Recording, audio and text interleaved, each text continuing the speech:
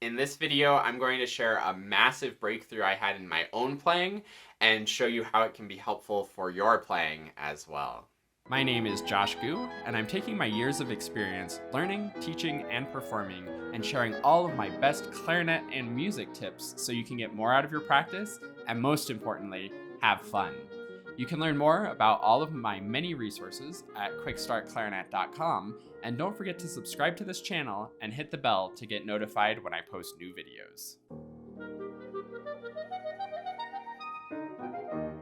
So this idea is something that I preach to my students all the time and didn't realize that I wasn't 100% doing it in my own playing. So a couple weeks ago, I was practicing and working on things, and just this massive light bulb moment happened for me. So what I've been noticing in my playing, sort of a barrier that I've been having, is that I practice really well. I think when I'm in my practice room and playing, I think it's really, really good playing. And I'm not trying to sound too arrogant here, like as humbly as possible. Like, I sound really, really good in the practice room. Then when I go to perform or record or whatever it may be, I sound pretty good. I'm a professional and sound good, but I feel like I only hit about 80% of how I sound at my peak of practice. And I've been talking about this recently with performance anxiety and all of those the past few videos, how it's normal for there to be a gap between practice and performance. But what hit me like a bolt of lightning, huge light bulb moment in my practice the other week was it's how I'm practicing that's actually making me perform at 80%. See, I always thought it was the performance anxiety and just performing in general. And yes, that's definitely part of it. And all that stuff that I was talking about with performance anxiety in those past videos is absolutely true and something to be working with. But what blew my mind was how it was happening in my practice too. So what happened and what made me have this realization, I was learning a new piece of music. It was going pretty well. I started under tempo. I figured out how the music goes. I did all of that good practice strategy and all the right things that you should be doing when you're practicing. And then I sort of pretty quickly bumped up the tempo. It wasn't crazy hard. And again, I have pretty good technique and can play the clarinet pretty well. So I was bumping up to tempo. The tempo wasn't crazy fast and playing it at tempo and doing quite a few repetitions. And as I was doing it, it was pretty good, like solid. It was there, but I was sort of in that zone of like, okay, I'm just sort of testing it out, trying it out, seeing how it feels, where I'm at on sort of my first learning of the piece, and I'll clean it up later. And then it dawned on me, as I was practicing, I felt about 80% comfortable.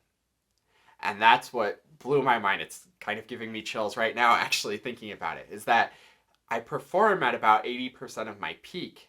And I think most of the time I'm practicing, I perform at about, or practice at about 80% comfort. And I think that's the connection, is that I'm spending so much time in my practice about 80% comfortable, which feels fine, and I'm not making too many mistakes, and honestly, I'm actually usually getting it right. It's just not 100% comfortable and not 100% in control. So I don't have that 100% control and consistency when I go to play. So how this applies to your practicing and everybody's performance is exactly the same thing. We have to be practicing at 100% comfortable. And this is the thing that I preach to my students time and time and time again, is that it has to be 100% comfortable, no matter what it takes. Smaller sections, slower tempo, whatever you got to do to get what you want, have it be correct, and have it be 100% comfortable. That's the number one most important thing that every single musician should be doing in their practice, is getting it 100% correct the way that you want and 100% comfortable how you're playing it. Whether it's under tempo is okay. Slow is totally fine. Our brain does a great job of speeding things up, especially if you're connecting it to the steady beat. Then it's just a matter of speeding up the steady beat, which is easy. But it has to be 100% comfortable, 100% in control, and actually correct. And then you can translate that to the performance much more easily. I hope that concept is making sense.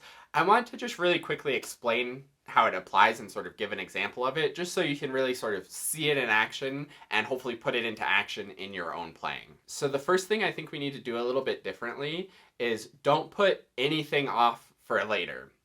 We often think when we're practicing like, oh, this is a hard part, it's going to take me a while to get it. And sure, it may take a while to get it at tempo and comfortable and confident at tempo, but you need to get it correct now. If you're practicing whatever section of music you're practicing, it has to be correct now.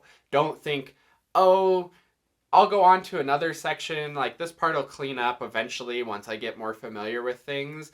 I think that's a perfect example of sort of getting it 80% of the way there, where you're not fully comfortable, it's not fully correct, so you're kind of wasting your time on it. Or you're learning it, but you're learning it up to 80%, and when you perform it, it's going to come out at 80%. So you need to really take the time to really get it. And again, if you need to even go slower, totally fine. You can go half tempo, quarter tempo, 10% of tempo. I don't care how slow you have to go. Just get it correct and comfortable and start planting those seeds in the brain. Because if we plant 80% comfortable in the brain, that's where we're going to be in the performance. But if you plant 100% comfortable, then you'll find 100% in the performance. So no matter what you're doing, get it correct, get it comfortable now, don't wait for later. Now, my next tip to actually make that feasible is to work in smaller chunks. It's not going to be feasible to get the entire piece 100% comfortable now, but it might be feasible to do the first 8 measures, the first 4 measures, the first 2 measures 100% comfortable now. And you're going to be 100% better off if you get just a little bit comfortable now, a little bit comfortable tomorrow, a little bit comfortable the next day, and be reviewing as you go as well to maintain that comfort and get even more familiarity with it, rather than going through the whole piece, trying to find the tricky stuff, getting the tricky stuff kind of sort of comfortable, and then moving on to the next tricky thing. Instead of sort of running through and slightly fixing mistakes here and there, just take the time. I know it sounds like it's going to be more time, but it sometimes is even less time, and always is better time spent and more effective practicing to do that little bit and really get it. So I hope that helps you to have some breakthroughs in your playing. I'm always preaching it to my students. Now I'm going to always be preaching it to myself. 100% comfortable. Simplify it however you need to. Let me know in the comments how that goes for you. I would love to hear if this changes your practicing perspective and yields better performances for you. I haven't had the chance yet to try it out in a performance, but the stuff that I'm working on right now is going 100% in the practice room, really getting it correct and comfortable now, so that hopefully when I go to perform it at my next recital, it's going to be 100% performance. So I'm looking forward to that. If the process works for you, let me know in the comments. If you like this video, leave a like. If you want more music and clarinet tips, subscribe to the channel. I upload videos every week. And thank you so much for watching. I look forward to seeing you in another video. And last but not least, a huge heartfelt thank you to the Dennersons. This is like the QuickStart Clarinet family who supports the channel and helps to make everything that I do possible. If you would like to support the channel and get some awesome rewards in return where we can work one-on-one over video and you can have my full support moving forward on your clarinet journey, then go to quickstartclarinet.com/supporter.